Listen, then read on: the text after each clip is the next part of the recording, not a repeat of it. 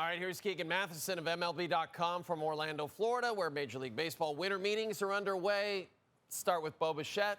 You spoke to Ross Atkins. Keegan, what can you tell us about the Blue Jays' plans regarding their free agent?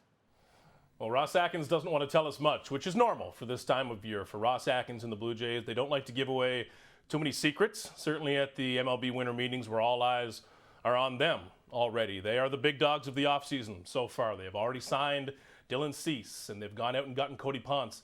Now it's all about Bo Bichette.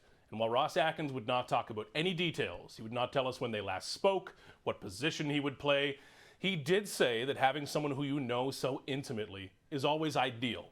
You know their history, you know their medicals, you know their temperament, you know what they like, what they don't like.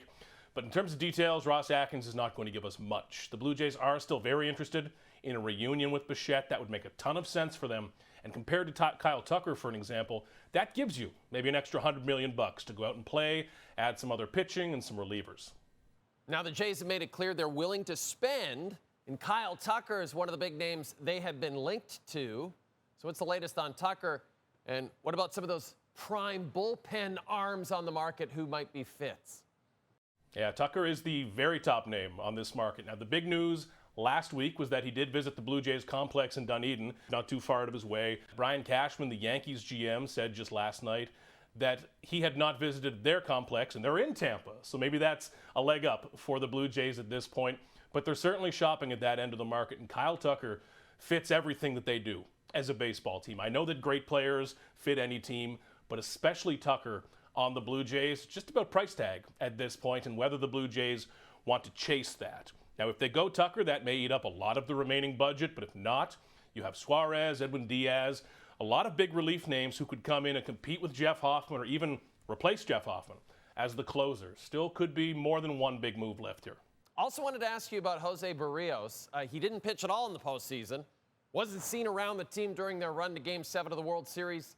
So, Keegan, how do you think this situation plays out?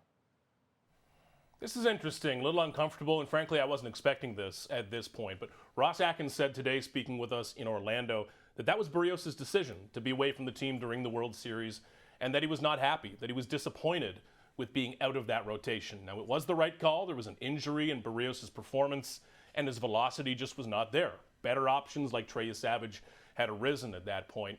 But this is clearly a relationship that needs mending or at least some maintenance at this point because Berríos is such a pro and he has been so consistent throughout his entire career, but he is someone who is a starting pitcher. At heart, his identity is being a starting pitcher. The Blue Jays suddenly have a lot of those. You're going to hear a lot of trade talk around José Berríos. The Blue Jays want him to come back and start for them. And Berríos has 1 year remaining on this deal, then a 2-year player option that he can choose to pick up after 2026 from here. And you'll be right there through the end of the meetings on Wednesday to report any signings or trades. Keegan, thanks for this.